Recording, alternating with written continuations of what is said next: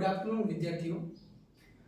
આજે આપણે જોઈશું કામ ચલાઉ સરકારનું સ્વરૂપ 1946। તો કે આપણો દેશ આઝાદ થયો તેની પહેલા કેબિનેટ મિશન 1946 અંતર્ગત કામ ચલાઉ સરકાર છે એની રચના કરેલી, અને કામ ચલાઉ સરકારની જ્યારે રચના કરેલી તેની અંદર બધા અલગ અલગ જે નેતાઓ છે એમને અલગ અલગ પદ આપવામાં આવેલા। તો આજે આપણે જોઈશું આ એક અગત્યનો પોઈન્ટ છે તે જોઈશું। તો કે જોઈએ આપણે સૌથી પહેલા તો કે જવાહરલાલ નહેરુ છે એ જ્યારે 1946 ની અંદર જ્યારે કામ ચલાઉ સરકારનું સ્વરૂપ જ્યારે નક્કી કરવામાં આવ્યું તેની અંદર જવાહરલાલ નહેરુ પાસે વિદેશ મંત્રી, વડાપ્રધાન અને રાષ્ટ્રમંડળ સંબંધી જે કંઈ ખાતાઓ હતા તે જવાહરલાલ નહેરુના હાથમાં હતા। જ્યારે ત્યારબાદ આગળ જોઈએ તો કે સરદાર વલ્લભભાઈ પટેલ છે એની પાસે ગૃહ, સૂચના અને માહિતી પ્રસારણનું જે ખાતું છે એ સરદાર વલ્લભભાઈ પટેલના હાથમાં હતું। જ્યારે દેશ આઝાદ થયો ત્યાર પછી પણ આ ગૃહમંત્રી તરીકે સરદાર વલ્લભભાઈ પટેલે ગૃહમંત્રી તરીકે એમણે કાર્ય કરેલું છે અને ભારતના પ્રથમ નાયબ વડાપ્રધાન। ત્યારબાદ બલદેવસિંહ છે એ રક્ષામંત્રી તરીકે કાર્ય કરેલું અને દેશની આઝાદી બાદ પણ એમણે રક્ષામંત્રી તરીકે કાર્ય કરેલું। ત્યારબાદ આગળ જોઈએ તો કે જુવાન મથાઈ પાસે જ્યારે કામ ચલાઉ સરકારનું જ્યારે સ્વરૂપ નક્કી થયું ત્યારે તેમની પાસે ઉદ્યોગ અને વિતરણ સંબંધી ખાતાઓ તેમના હાથમાં હતા।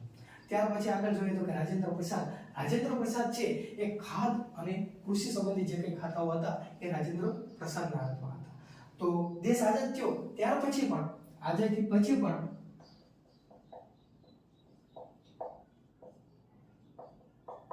રાજેન્દ્ર પ્રસાદ છે એના હાથમાં ખાદ અને કૃષિનું ખાતું એના હાથમાં હતું। આપણે કઈ રીતે યાદ રાખશું તો કે રાજેન્દ્ર પ્રસાદ, તો કે પ્રસાદ છે એ ખાવાનો, તો ખાવાનું એટલે કે ખાદ્ય।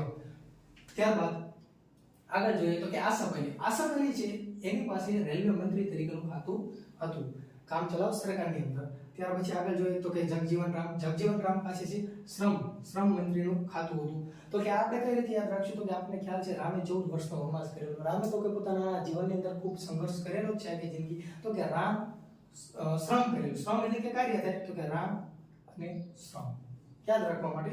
ત્યાર પછી આગળ લિયાકત અલી ખાન છે તેની પાસે નાણામંત્રી તરીકેનું ખાતું કામ ચલાઉ સરકારના સ્વરૂપની અંદર હતું, અને જ્યારે દેશ આઝાદ થયો ત્યાર પછી આ નાણામંત્રી તરીકેનું ખાતું છે એ ષણમુખમ શેટ્ટી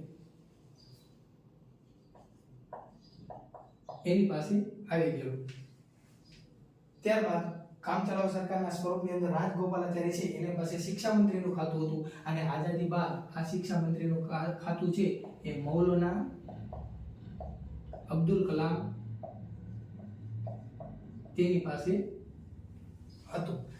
ત્યારબાદ આગળ જોઈએ તો હોમી બાબા પાસે તો કે નિર્માણ, ખાણ અને ઉર્જા મંત્રી તરીકેનું ખાતું એ હોમી બાબા પાસે હતું। તો કે કઈ રીતે યાદ રાખશું તો કે ભાભા પાસે આવતી ઉર્જા હોય, ભાભા પાસે ઉર્જા હોય। અને દેશ આઝાદ થયો ત્યાર પછી આજે હોમી બાબા છે એ વેપાર સંબંધી જે કંઈ ખાતાઓ હતા એ હોમી બાબાના હાથમાં હતા।